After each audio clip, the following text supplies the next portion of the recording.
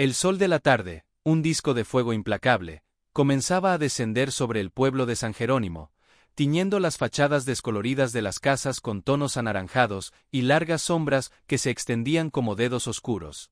Dentro de la cantina El Rincón del Recuerdo, el aire era pesado, una mezcla de cerveza derramada, polvo y el humo acre de cigarrillos baratos. En una esquina, alejado del bullicio de la barra, estaba el excharro. No era un hombre viejo, pero la vida le había tallado surcos profundos en el rostro, cada uno una historia de derrota silenciosa. Sus manos, callosas y fuertes, acariciaban el borde de una jarra de barro vacía. Esas mismas manos que habían domado potros salvajes, que habían lazado toros con una elegancia que hacía llorar a la gente en las ferias, ahora reposaban inútiles sobre la mesa mugrienta. Su nombre era Ignacio, pero desde hacía tiempo nadie lo llamaba así. Era solo el excharro, el fantasma de lo que una vez fue. Su traje de charro, otrora su segunda piel, estaba guardado en un baúl, olvidado como un sueño lejano. La humillación de esa tarde aún le quemaba las entrañas. Don Ricardo, el hombre más acaudalado de la región, había llegado a la cantina con su séquito de aduladores. Al ver a Ignacio, había esbozado una sonrisa burlona.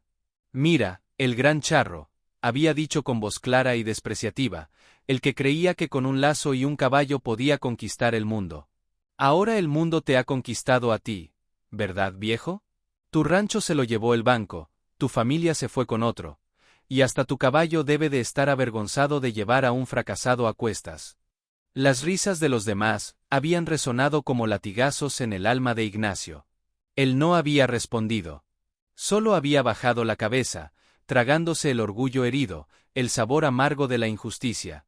Había trabajado toda su vida con honor, pero una mala racha, una sequía que mató su ganado y un préstamo que no pudo pagar, lo habían dejado en la ruina. Don Ricardo, que era el dueño secreto del banco, se había encargado de que no hubiera prórroga, de que la ejecución hipotecaria fuera rápida y despiadada. Ignacio salió de la cantina, la mirada perdida en el horizonte purpúreo. No tenía a dónde ir. Solo le quedaba su caballo, Centauro, un animal noble de pelaje bayo, y ojos que parecían entender cada uno de sus pesares. Esa noche, mientras montaba a Centauro sin rumbo fijo, recordó un papel que un abogado le había dado hacía semanas. Era la escritura de una propiedad que un tío lejano le había dejado en herencia. Un lugar ruinoso, una casa abandonada en las afueras del pueblo, en los límites con el monte. «Es lo único que te queda», murmuró para sí mismo, dirigiendo a Centavo hacia ese destino incierto. Era el fondo del pozo, el último refugio de un hombre al que el mundo le había dado la espalda. Lo que Ignacio no podía saber era que en ese lugar de abandono comenzaría la historia más extraordinaria de su vida, una que no estaría escrita por sus manos, sino guiada por la inquietud de su leal caballo. Centauro, al acercarse al camino polvoriento que llevaba a la propiedad, resopló con fuerza, sus orejas se erguieron y una tensión inexplicable recorrió su cuerpo. Algo en ese lugar olía diferente, olía a secreto. Ignacio empujó la pesada puerta de madera de la casa abandonada, que crujió como un hueso viejo. El interior era una cápsula del tiempo del abandono. Muebles rotos, telarañas que colgaban como cortinas grises, y un olor a humedad y olvido que se clavaba en la garganta. Era el reflejo perfecto de su alma. Sacó una manta del zurrón y la tendió en un rincón menos sucio. Centauro se quedó en la entrada, sin entrar, pateando el suelo de tierra con nerviosismo. «Tranquilo, muchacho», dijo Ignacio con voz ronca. «Esto es nuestro palacio ahora». Pero el caballo no se calmaba. Sus ojos, grandes y húmedos, recorrían las sombras de la estancia como si buscara algo, o como si sintiera la presencia de algo que los ojos humanos no podían ver. Esa primera noche, Ignacio no pudo dormir.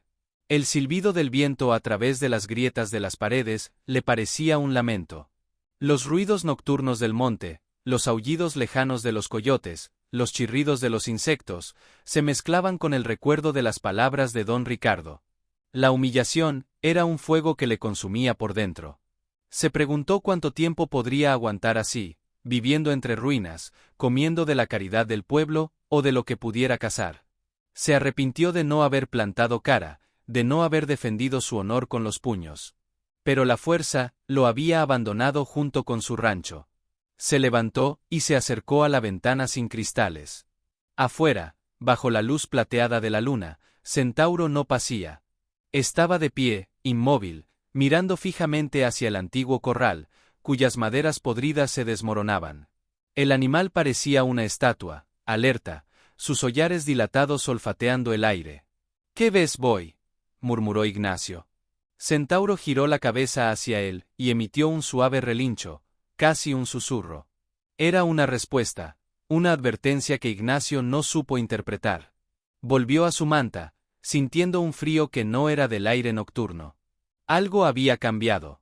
La desesperanza absoluta comenzaba a teñirse de un misterio inquietante.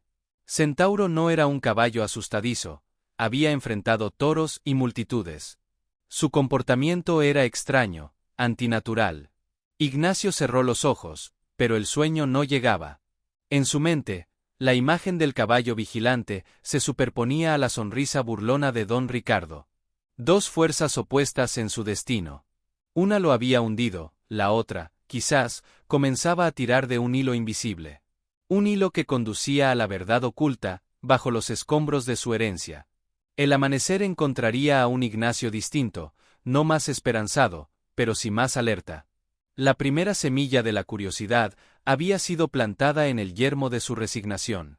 Y era su caballo, su fiel Centauro, quien, con su inquietud silenciosa, la estaba regando.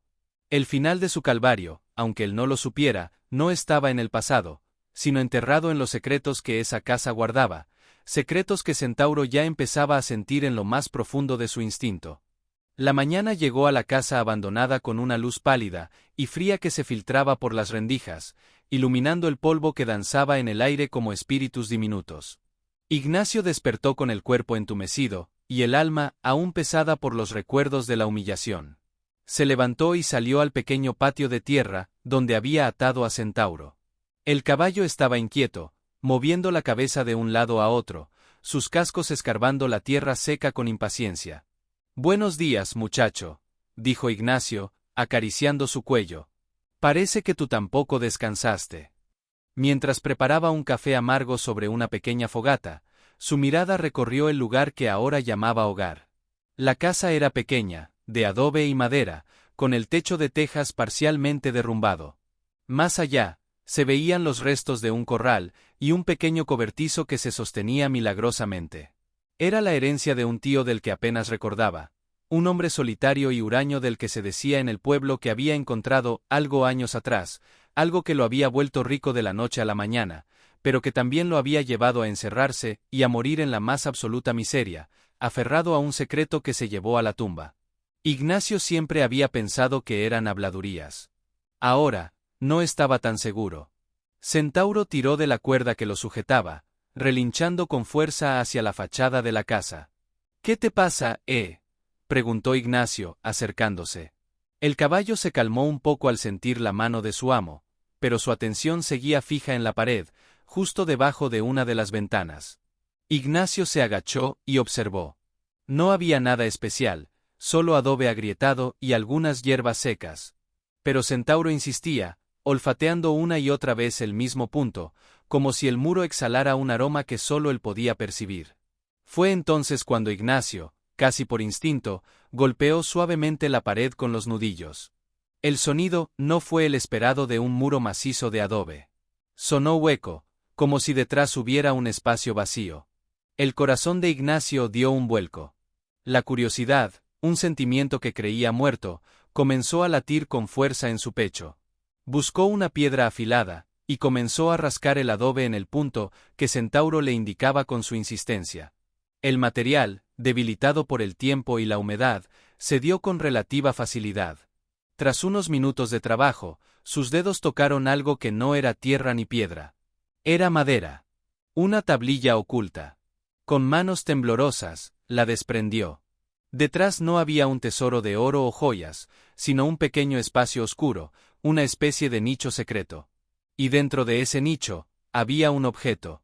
Un pequeño diario forrado en cuero, viejo y polvoriento.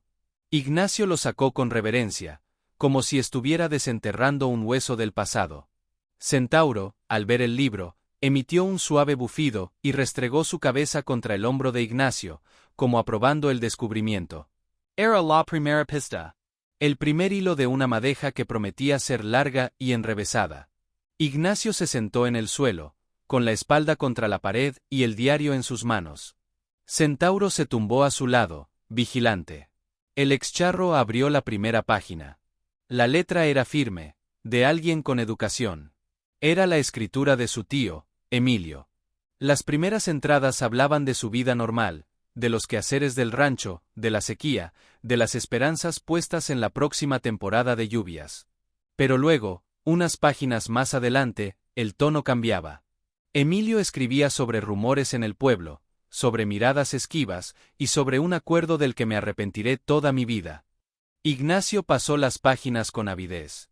Su tío describía una noche, hacía más de 20 años, en la que había sido testigo de algo. Algo terrible. Algo que involucraba a Don Ricardo. No daba detalles, solo hablaba de un fuego en la noche, y de un secreto que pesa como una losa. Escribía que, por miedo, había aceptado dinero para callar. Ese dinero fue con el que compró algunas tierras y mejoras, el que por un tiempo lo hizo parecer próspero. Pero la culpa lo carcomió por dentro, lo alejó de todos y lo llevó a esconder este diario, por si algo le pasaba. La última entrada era escalofriante. Sé que él sabe que yo sé. Don Ricardo no es un hombre que deje cabos sueltos. He fingido demencia y pobreza para que me crea inofensivo, pero cada ruido en la noche me hace saltar. Si alguien encuentra esto, que sepa que la verdad sobre la desaparición de Alfonso Mendoza no es la que cuentan. Y que mi tierra, esta tierra maldita y bendita, guarda más que mis huesos. Ignacio cerró el diario, las manos temblando. Alfonso Mendoza. Ese nombre le sonaba. Era un antiguo socio de don Ricardo, un hombre que, según la versión oficial, había abandonado el pueblo hace décadas con toda su familia, vendiendo sus tierras a don Ricardo por una miseria. Pero ahora, las palabras de su tío pintaban un cuadro mucho más siniestro. Centauro, como si entendiera la magnitud del descubrimiento, puso su cabeza sobre el regazo de Ignacio. El excharro miró a su caballo a los ojos. «Tú lo sabías, ¿verdad, muchacho?», susurró. «Tú sentías el peso de este secreto». El caballo parpadeó lentamente. La injusticia que Ignacio había sufrido personalmente comenzaba a parecer pequeña, comparada con la sombra de un crimen que podía estar enterrado bajo sus pies. El miedo y la determinación luchaban dentro de él. Ya no era solo un hombre arruinado, era el portador de una verdad peligrosa. Y don Ricardo, el hombre que lo había humillado, podía ser mucho más que un acreedor despiadado. Podía ser un asesino. Ignacio pasó el resto del día sumido en una profunda turbación. El diario de su tío Emilio ardía en sus manos como un carbón al rojo vivo. Cada palabra, cada confesión llena de miedo y culpa, cambiaba por completo la percepción de su situación. Ya no era un simple fracasado. Era el guardián accidental de un secreto que podía derrumbar el imperio de mentiras construido por don Ricardo. Centauro parecía comprender la gravedad del momento. Se mantuvo cerca de Ignacio. Su presencia silenciosa era un baluarte de lealtad en medio del torbellino de emociones que agitaba al excharro. Por la tarde, decidido a entender más, Ignacio salió de la casa abandonada y se dirigió al pueblo, no a la cantina, sino a la biblioteca municipal, un lugar pequeño y polvoriento que rara vez visitaba nadie. Llevaba el diario escondido bajo su camisa. Centauro lo siguió a cierta distancia, camuflado entre las sombras de los edificios, como un guardaespaldas fantasma. En la biblioteca, una mujer mayor y amable lo ayudó a buscar ejemplares viejos del periódico local. Ignacio quería encontrar alguna noticia sobre la desaparición de Alfonso Mendoza. Después de hojinar varios tomos amarillentos, dio con la edición de hace 22 años. La noticia era breve y enigmática. Respetado ganadero Alfonso Mendoza abandona San Jerónimo.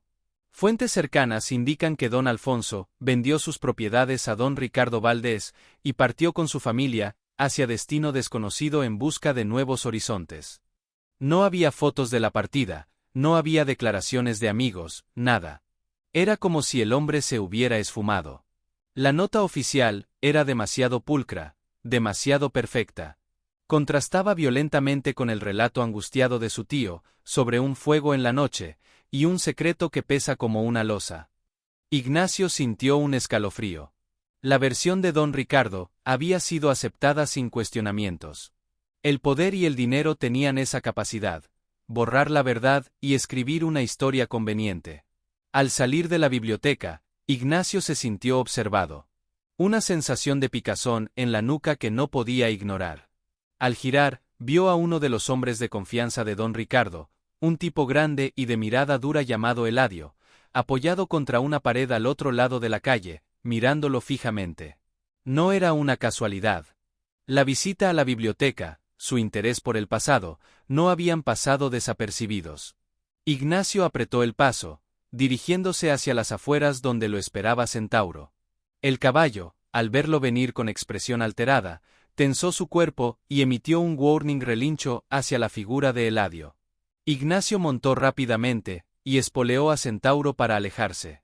No fue hacia la casa abandonada directamente. Dio un rodeo por el monte, por senderos que solo él y su caballo conocían. La persecución había comenzado. No era una persecución física aún, pero sí una vigilancia asfixiante. Don Ricardo sabía que Ignacio estaba husmeando donde no debía. La humillación en la cantina había sido solo el primer acto. Ahora, el poderoso hombre sentía que su posición estaba amenazada.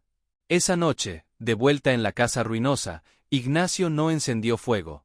Se sentó en la oscuridad, con el diario sobre las piernas. Centauro estaba en la entrada, sus orejas en constante movimiento, escudriñando cada sonido de la noche.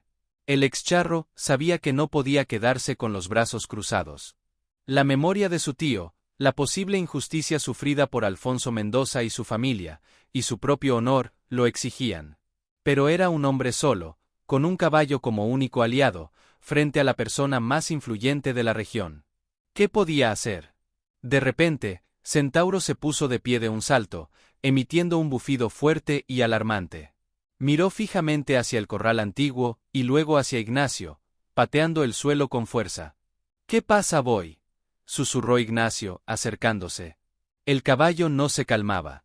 Tiró de la cuerda que lo sujetaba, y comenzó a caminar hacia el corral, arrastrando a Ignacio con su determinación. Era la misma insistencia que había mostrado frente a la pared. Centauro lo guiaba de nuevo. Bajo la tenue luz de la luna, el corral parecía un esqueleto de maderas podridas. Centauro se detuvo en el centro, en un punto donde la tierra parecía más compacta y diferente al resto. Olfateó el suelo, y luego raspó con su casco delantero, una y otra vez. Ignacio, con el corazón latiéndole con fuerza, entendió el mensaje. Buscó una pala vieja y oxidada que había visto en el cobertizo, y comenzó a cavar donde Centauro indicaba. La tierra estaba dura, pero después de unos minutos, la pala golpeó algo metálico. No era un tesoro. Era la tapa de un viejo cofre de metal, corroído por el óxido y el tiempo.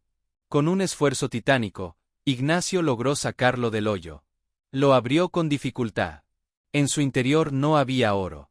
Había algo quizás más valioso: un conjunto de papeles, cartas amarillentas, y lo más impactante, una pequeña y descolorida fotografía.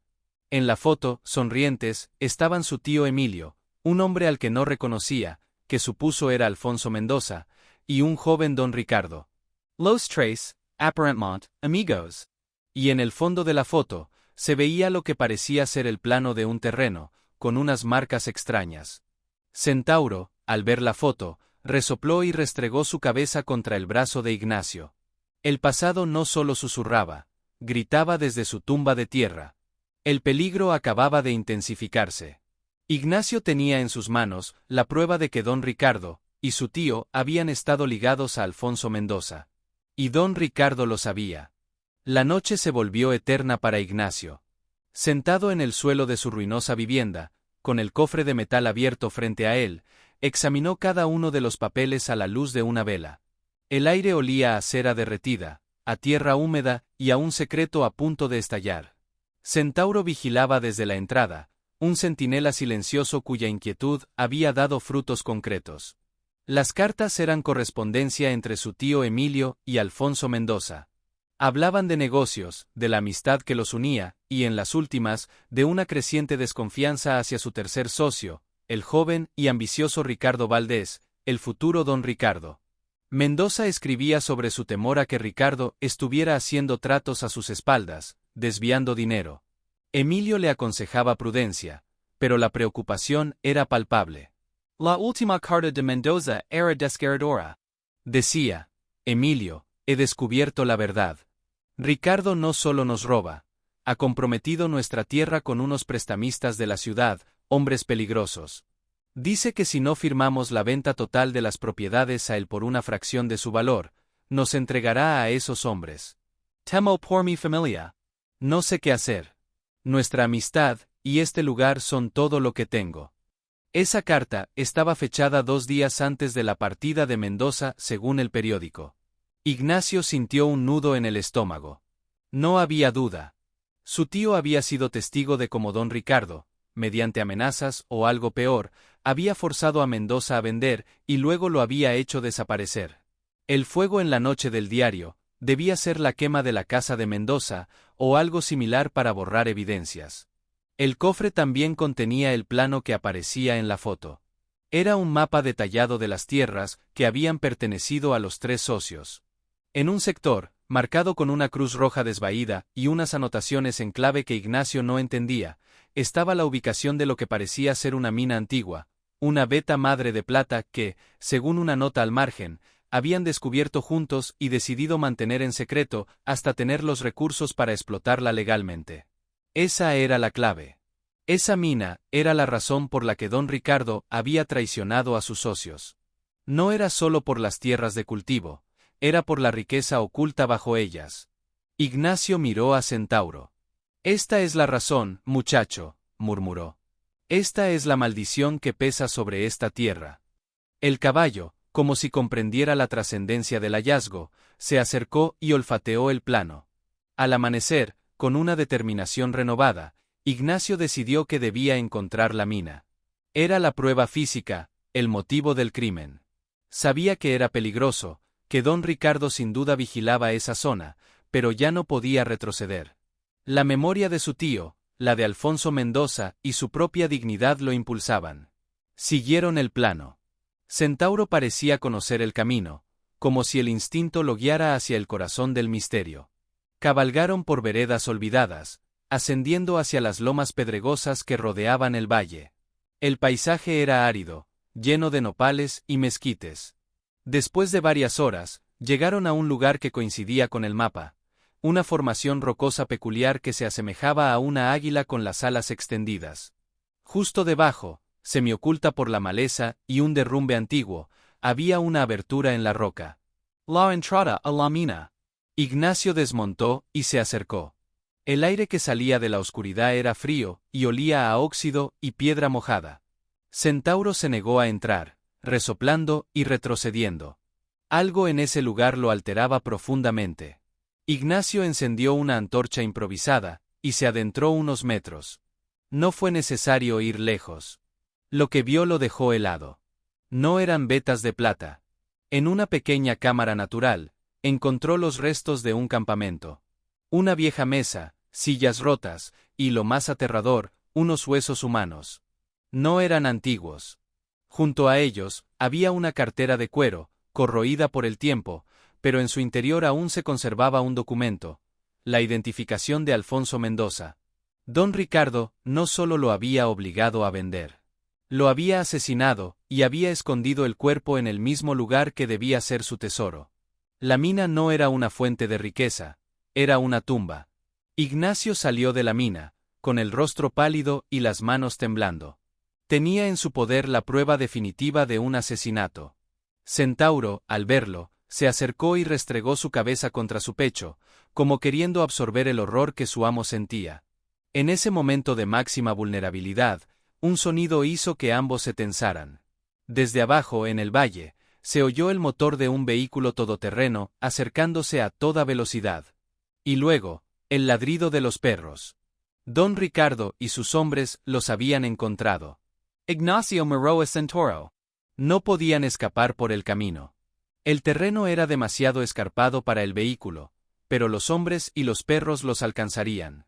Estaban acorralados en la entrada de la mina, con el secreto más oscuro de don Ricardo expuesto y sin salida aparente. La sombra del pasado no solo los envolvía, los tenía contra la pared. El rugido del motor y los ladridos frenéticos se acercaban como una jauría sedienta. Ignacio sintió el pánico apretarle el pecho, un puño de hielo que le paralizaba la respiración. Moreau es Centauro. El caballo, en lugar de mostrar miedo, tenía una determinación feroz en sus ojos. Parecía evaluar la situación con una calma instintiva que su amo había perdido. No podían bajar. La mina era una trampa sin salida. Solo quedaba una opción: subir hacia el monte más denso y escarpado, donde un vehículo no podría seguirlos. «Vamos, muchacho», gritó Ignacio, montando de un salto. Agarró con fuerza las riendas, no para guiar, sino para aferrarse. Centauro entendió al instante. Con un poderoso relincho que desafió a los perros, giró y se lanzó cuesta arriba, alejándose de la entrada de la mina. No tomó ningún sendero. Se abrió paso a través de la maleza espinosa, saltando sobre rocas y esquivando arbustos con una agilidad sobrehumana. Ignacio se agachó sobre el cuello del animal, sintiendo las ramas azotar su cuerpo. Detrás de ellos, oyó voces. Eran Eladio y otros dos hombres, que habían abandonado el vehículo y los seguían a pie, con los perros sueltos. Un disparo resonó en el aire, seguido del silbido de una bala que pasó rozando una roca cerca de ellos. Don Ricardo no iba a permitir que escaparan. La persecución era a muerte. Centauro corría como si llevara el diablo en los talones. Su respiración era un fuelle potente y regular, sus músculos una máquina perfecta de escape. Ignacio confiaba en él ciegamente. Sabía que su vida dependía de la fuerza y la inteligencia de su caballo. El monte se volvió más cerrado, la pendiente más pronunciada. Los jadeos de los perros se oían cada vez más cerca. Centauro, de repente, cambió de dirección bruscamente, metiéndose en un cañón estrecho que bajaba en forma de cascada seca. Las paredes de roca los ocultaron por un momento. El caballo se detuvo, jadeante, sus hollares dilatados olfateando el viento.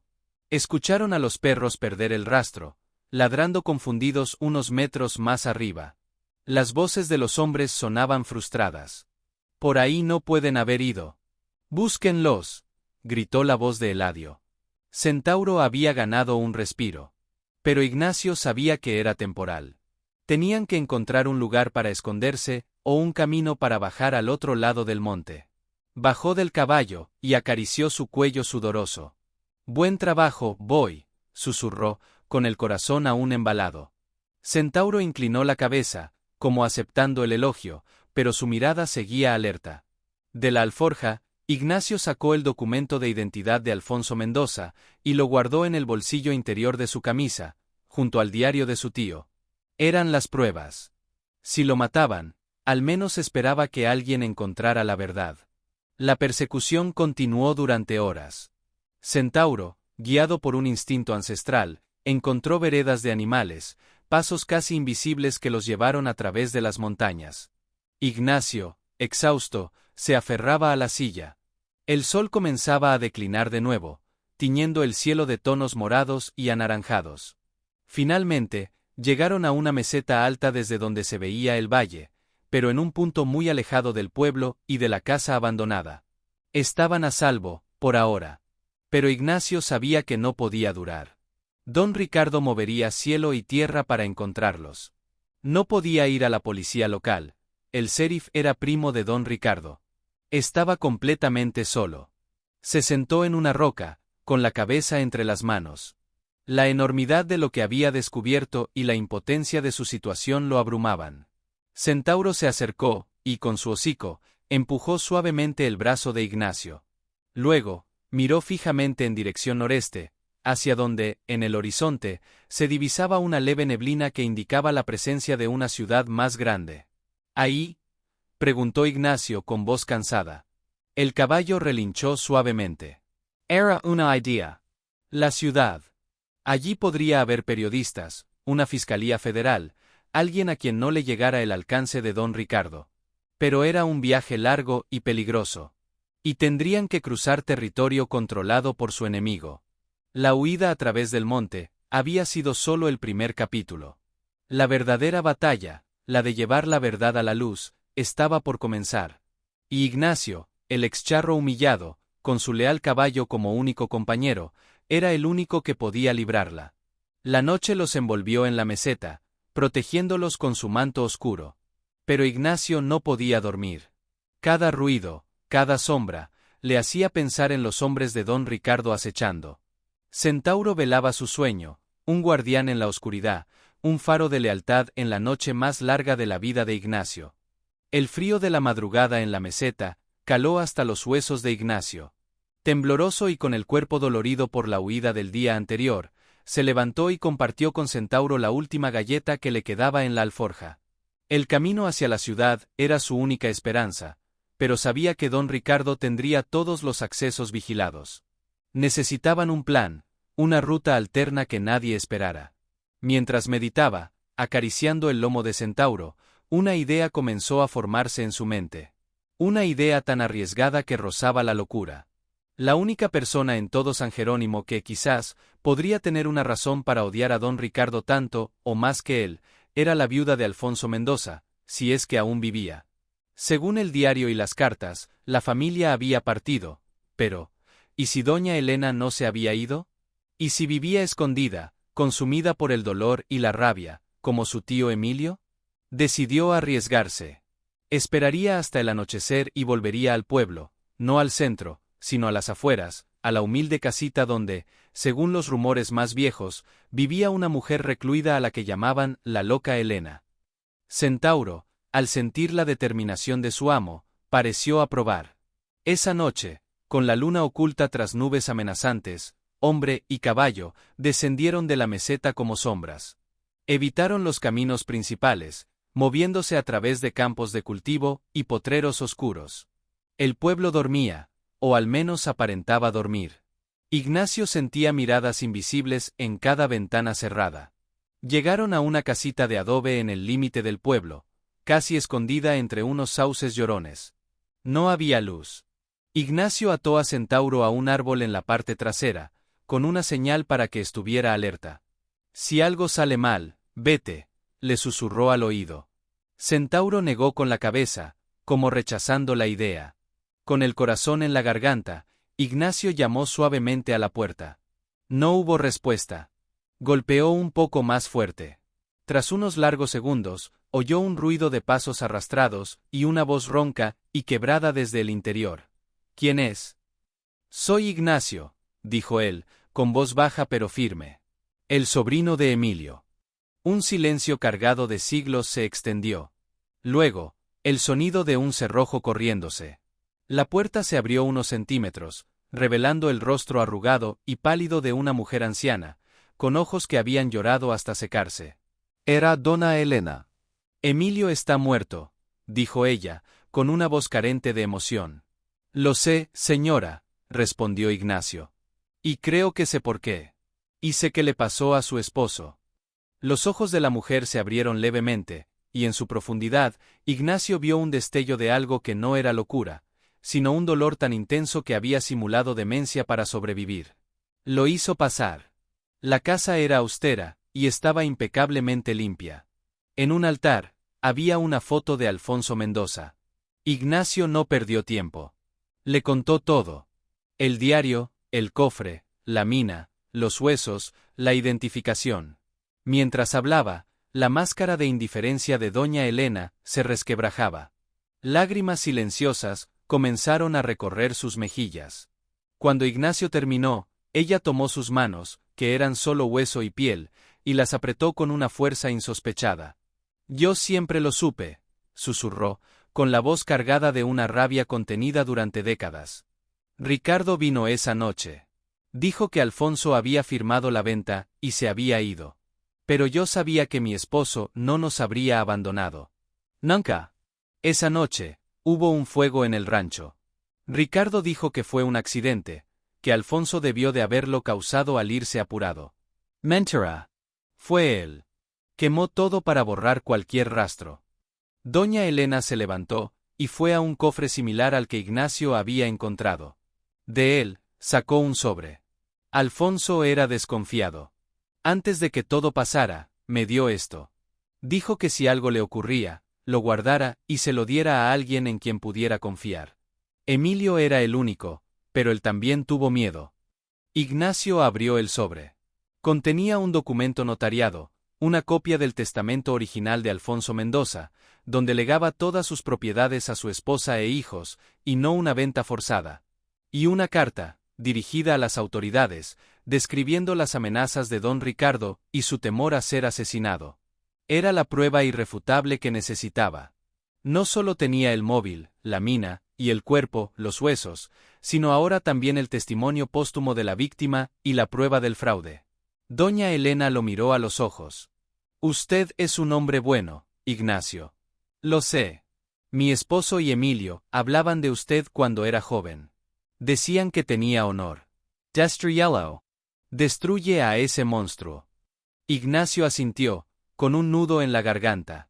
Al salir de la casa, sintió que el peso de 2 décadas de injusticia no solo era suyo, sino de todos los que don Ricardo había aplastado. Centauro lo esperaba, inquieto. Al ver a su amo, relinchó suavemente. Pero la alegría del descubrimiento duró poco. Al girar la esquina de la callejón, se encontraron frente a frente con 3 figuras sombrías. Eladio y sus 2 hombres. Los habían seguido. El patrón quiere una charla contigo, charro, dijo Eladio con una sonrisa siniestra, blandiendo una pistola. Y con tu caballo también. Cree que hará buena carnada para los perros. Ignacio retrocedió, chocando con Centauro. Estaban acorralados otra vez. En el pueblo dormido, no había a dónde correr. La revelación de doña Elena les había dado la verdad, pero también los había llevado directo a la boca del lobo. La pistola de Eladio brilló bajo la tenue luz de la luna que se filtraba entre las nubes. Ignacio sintió una calma fría y mortal apoderarse de él. El miedo inicial se transformó en una determinación serena. Sabía que si se rendía, moriría en algún lugar oscuro, y su secreto moriría con él. Doña Elena correría la misma suerte. Centauro, a su espalda, resopló, una advertencia baja y gutural. No era un sonido de miedo, sino de desafío. Vamos, no nos hagas esto difícil, dijo Eladio, avanzando. En ese preciso instante, Centauro actuó. Con una velocidad increíble, se irguió sobre sus patas traseras, relinchando con una furia que resonó en la noche silenciosa. Sus cascos delanteros golpearon el aire, a centímetros del rostro de Eladio, quien, sorprendido, retrocedió instintivamente y disparó al aire. El estruendo del disparo quebró el silencio como un cristal. En la confusión, Ignacio no lo pensó 2 veces. ¡Ya!, gritó, montando de un salto mientras Centauro aún bajaba sus patas delanteras. El caballo giró sobre sus cuartos traseros y se lanzó calle abajo, esquivando a los otros 2 hombres que intentaron atraparlo. Oyeron más disparos, pero Centauro ya había tomado velocidad, fusionándose con las sombras de las callejuelas. No podían ir a la casa abandonada. Era lo primero que buscarían. Tampoco podían quedarse en el pueblo. La única opción era la hacienda principal de don Ricardo. Era la locura personificada, pero a veces el lugar más peligroso es el último donde te buscan. Además, Ignacio necesitaba una prueba más, algo que vinculara directamente a don Ricardo con la mina y con el asesinato. Algo que encontrara en su propio territorio. Cabalgaron hasta los límites de la imponente hacienda de don Ricardo, un caserón blanco y enorme que se alzaba como un símbolo de su poder sobre el valle. Se escondieron entre los altos maizales que bordeaban la propiedad. Desde allí, vieron movimiento. Luces se encendían en la casa. El disparo había alertado a don Ricardo. «Tiene que haber algo en su oficina», murmuró Ignacio a Centauro. «Un mapa, un documento, algo que pruebe que él sabía de la mina». Esperaron hasta que la actividad se calmó. Luego, Ignacio, con un nudo en el estómago, le susurró a Centauro: «Espérame aquí. Si no vuelvo en 1 hora, vete a la ciudad. Busca a la prensa. Cuéntales todo». Centauro lo miró fijamente y luego, con su hocico, empujó suavemente a Ignacio hacia la casa, como urgiéndolo a continuar. No iba a abandonarlo. Ignacio se deslizó entre las sombras, evitando a los guardias que patrullaban perezosamente. La oficina de don Ricardo estaba en la planta baja. Forzó una ventana lateral y se coló dentro. La habitación olía a cuero caro y tabaco. Con una linterna pequeña, comenzó a buscar en el escritorio, en los cajones. Nada. Luego, su mirada se posó en una vieja caja fuerte, semioculta detrás de un cuadro. No podía abrirla. Se sintió derrotado. Pero entonces, recordó las palabras de su tío en el diario. Un acuerdo del que me arrepentiré. Y recordó el plano, con las anotaciones en clave. Miró alrededor. En una estantería, había una fila de libros antiguos sobre minería. Uno de ellos, un volumen grueso titulado Vetas de plata de la región central, parecía fuera de lugar. Lo sacó. No era un libro real. Era una caja falsa. En su interior, había un solo documento. El acuerdo de sociedad original entre Ricardo, Alfonso y Emilio, describiendo el descubrimiento de la beta madre y su reparto. Y pegado a él, con un alfiler, estaba un viejo telegrama. Decía: problema eliminado. Mina Segura. Ningún testigo. Estaba firmado con las iniciales RV. Ricardo Valdez. Era la orden. La prueba irrefutable de que había planeado el asesinato. Ignacio guardó el documento y el telegrama con las otras pruebas. Había logrado lo imposible. Se disponía a salir cuando la luz de la oficina se encendió de repente. Don Ricardo estaba en la puerta, con una pistola en la mano y una sonrisa fría. ¿Buscando algo, charro?, dijo con calma siniestra. Sabía que tu terquedad te traería directo a mi trampa. Ha sido una molestia, pero ahora se acaba. Ignacio se quedó paralizado, con las pruebas que podían destruir a este hombre ardiendo en su bolsillo, a solo metros de la libertad. Desde fuera, un relincho furioso y desesperado rompió la noche. Centauro había sentido el peligro de su amo. Don Ricardo giró la cabeza un instante hacia la ventana. Fue el instante que Ignacio necesitaba. Se abalanzó sobre el escritorio, apagando la lámpara con un golpe y sumiendo la habitación en la oscuridad. Se oyó un disparo, luego otro. Ignacio sintió un dolor ardiente en el brazo, pero logró llegar a la ventana y saltar. Afuera, Centauro lo esperaba, agitado. Ignacio montó a duras penas. «¡Vamos!», gritó. Centauro partió como un rayo, justo cuando los guardias, alertados por los disparos, corrían hacia la oficina. Don Ricardo salió a la puerta, gritando de rabia. «¡Búsquenlos! ¡Mátenlos a los dos!». La persecución final había comenzado. Ignacio tenía la prueba final, pero ahora, herido y con todo el ejército privado de don Ricardo tras ellos, escapar parecía más milagroso que nunca. La sangre caliente de Ignacio empapaba la manga de su camisa. El dolor en el brazo era agudo, pero la adrenalina lo mantenía en pie, aferrado al cuello de Centauro como un náufrago a un madero. El caballo corría como poseído, no hacia el monte esta vez, sino a campo traviesa, hacia la carretera principal que llevaba a la ciudad. Era una apuesta arriesgada, pero era su única esperanza de encontrar ayuda antes de que los hombres de don Ricardo los cercaran. El viento silbaba en sus oídos, mezclado con los lejanos gritos y el rugido de los motores que se ponían en marcha en la hacienda. Centauro, a pesar del peso de su amo y del esfuerzo sobrehumano, no disminuía la marcha. Parecía entender que era la carrera definitiva. Detrás de ellos, las luces de los todoterrenos comenzaron a aparecer, barriendo la oscuridad con sus haces brillantes. Los perseguían. Ignacio apretó el cuerpo contra el de Centauro, tratando de ofrecer menos resistencia al viento. «Tú puedes, muchacho, tú puedes», jadeaba, con la voz entrecortada por los golpes de la carrera. Los vehículos eran más rápidos en terreno llano, y pronto empezaron a acortar distancia. Una bala pasó zumbando cerca, luego otra. Disparaban para tratar de desmontarlos o matar al caballo. Centauro, con una inteligencia sobrehumana, comenzó a zigzaguear, haciendo impredecible su trayectoria. Ignacio miró hacia atrás y vio el rostro de Eladio, contraído en una mueca de odio, asomado por la ventanilla del primer vehículo. Estaban perdidos. No podían ganarles en velocidad. De repente, el cielo, que había estado cubierto, se abrió en una tormenta repentina y furiosa. Un aguacero torrencial cayó sobre ellos, transformando la tierra en un barrizal resbaladizo en cuestión de segundos. La visibilidad se redujo a casi cero. Para los todoterrenos, era un problema. Para Centauro, nacido y criado en ese terreno, era una oportunidad.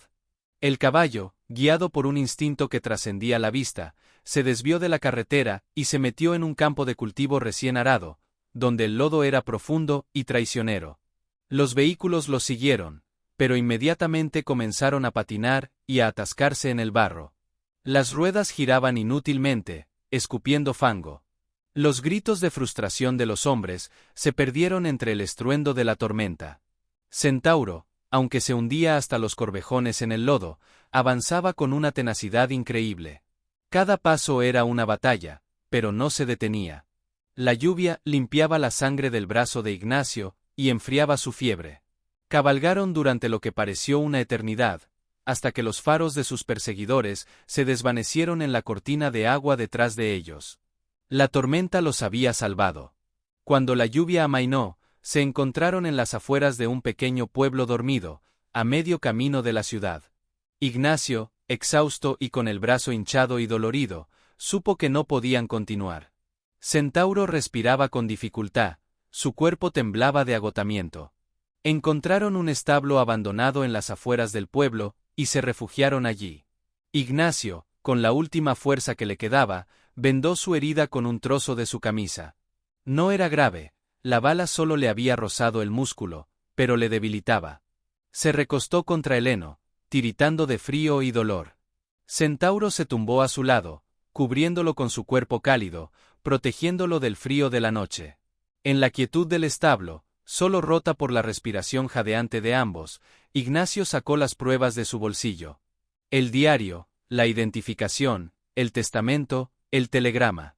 Estaban húmedos, pero legibles. Tenía todo. Tenía la verdad completa. Miró a Centauro, que lo observaba con sus ojos grandes y leales. «Lo logramos, Boy», susurró, con voz ronca por la emoción. «Tenemos la verdad. Mañana llegamos a la ciudad, y esto se acaba».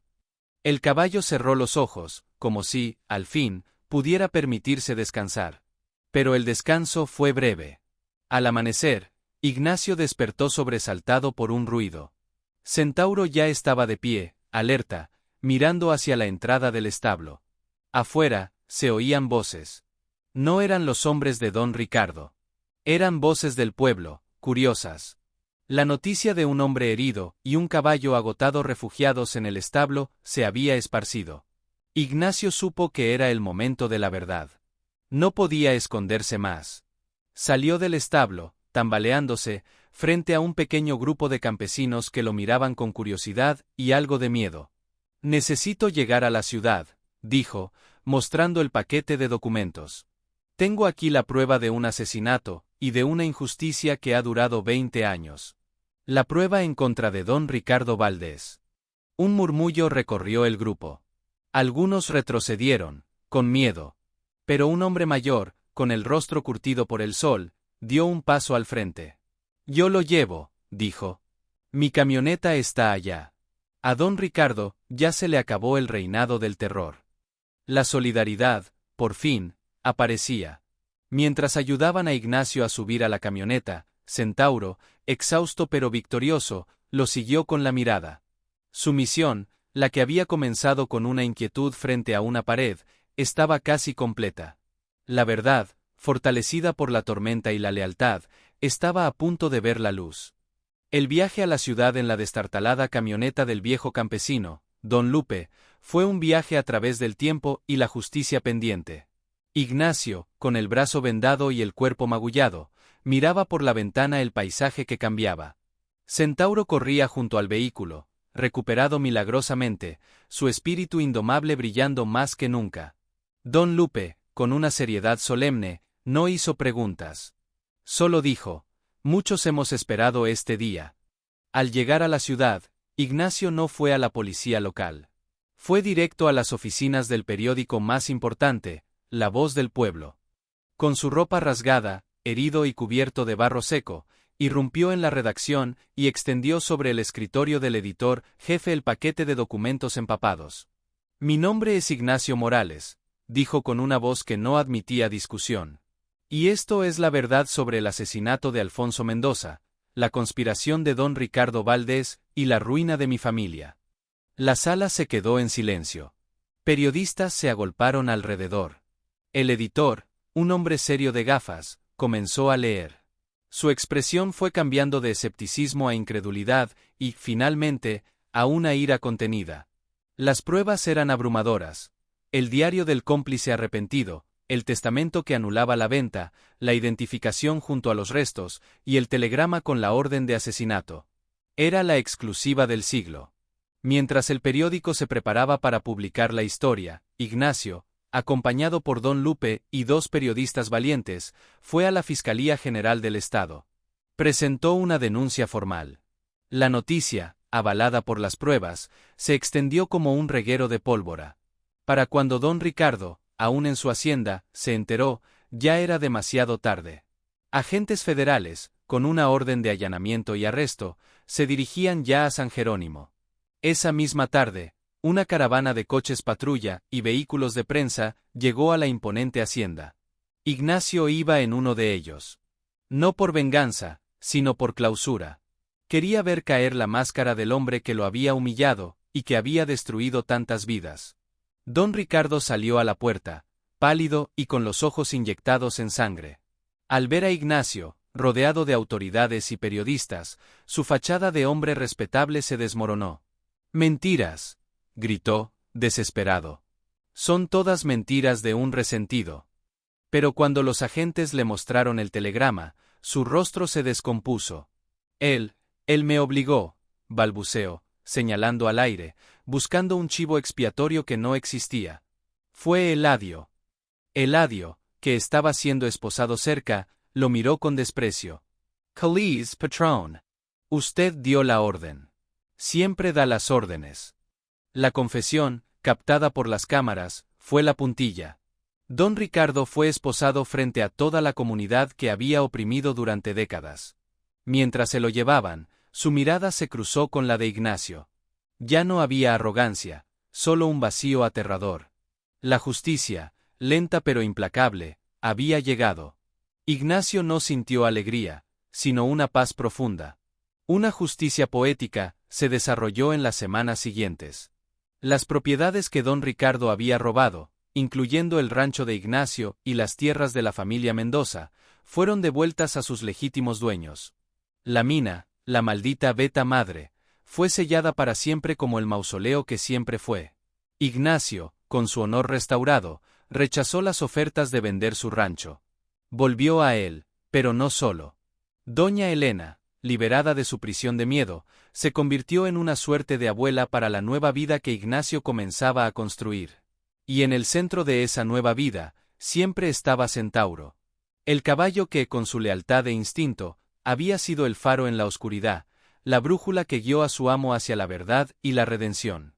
La humillación en la cantina era ahora un recuerdo lejano, el origen de un viaje que había devuelto la dignidad no solo a un hombre, sino a toda una comunidad. Un año después, el amanecer bañaba el valle de San Jerónimo con una luz dorada y limpia, muy diferente a la luz polvorienta de la derrota. En el rancho de Ignacio, ahora llamado el Refugio del Centauro, el aire olía a tierra húmeda, a café recién hecho y a flores silvestres. La casa, reconstruida con esfuerzo y ayuda de los vecinos, se alzaba firme y blanca, con geranios rojos en las ventanas. Ignacio, más sereno, y con una paz en los ojos que no se veía antes, salió al corral. Ya no era el excharro. Era simplemente Ignacio, el dueño del rancho, el hombre que había enfrentado a un tirano y había ganado. En el corral, imponente y majestuoso, estaba Centauro. Su pelaje bayo brillaba bajo el sol, y sus ojos reflejaban la inteligencia y la lealtad que habían salvado a su amo. Al ver a Ignacio, el caballo relinchó suavemente y se acercó, restregando su cabeza contra su hombro. No había necesidad de palabras. Su conexión era más profunda que cualquier lenguaje. «Buenos días, hermano», dijo Ignacio, acariciando su cuello. Esa tarde, había una pequeña fiesta en el rancho. No era una gran celebración, sino un reencuentro de almas. Doña Elena estaba allí, sentada en un sillón en el porche, con una sonrisa tranquila en el rostro. Don Lupe y otros vecinos que lo habían ayudado en los momentos difíciles compartían comida y música. La comunidad, liberada de la sombra de don Ricardo, que ahora esperaba su juicio en prisión, había renacido. Mientras el grupo charlaba, Ignacio se apartó un momento y se dirigió hacia un pequeño cerro detrás de la casa, desde donde se veía todo el valle. Centauro lo siguió, como siempre.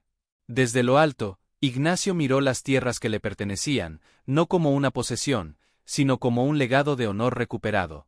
Recordó el largo camino desde la humillación en la cantina hasta este momento de plenitud. Todo había comenzado con la lealtad de un caballo, que se negó a aceptar la derrota de su amo. Nada de esto habría pasado sin ti, le dijo a Centauro, abrazando su cuello. Tú me mostraste el camino cuando yo solo veía oscuridad. El caballo emitió un suave bufido, como restándole importancia. Para él, solo había hecho lo que su corazón le dictaba, proteger a su humano. Esa noche, bajo un manto de estrellas brillantes, Ignacio sacó su guitarra. No había tocado desde antes de perderlo todo. Pero esa noche, la música volvió a fluir. Cantó una canción antigua, una canción de charros, de amor a la tierra y a los caballos. Su voz, al principio titubeante, se fue haciendo fuerte y clara. Centauro, tumbado a sus pies, cerraba los ojos, meciéndose con la melodía. Doña Elena, con lágrimas en los ojos, sonreía. Era el canto del gallo, después de una larga noche de tormenta. Era el sonido de la vida renacida. Al día siguiente, Ignacio montó en Centauro, y cabalgaron por sus tierras. No huían de nadie. Recorrían su hogar, su patrimonio, su victoria. El viento soplaba libre, acariciando el pasto verde y las caras de los dos compañeros. La historia del excharro humillado había terminado. En su lugar, estaba la leyenda del hombre y su caballo, que con coraje y lealtad, habían desenterrado la verdad y sembrado justicia en la tierra de sus antepasados. Y así, entre el canto de los pájaros y el ritmo tranquilo de los cascos de Centauro, Ignacio supo que, por fin, había encontrado su lugar en el mundo. Un lugar que siempre había sido suyo, y que un caballo extraordinario le había ayudado a reconquistar.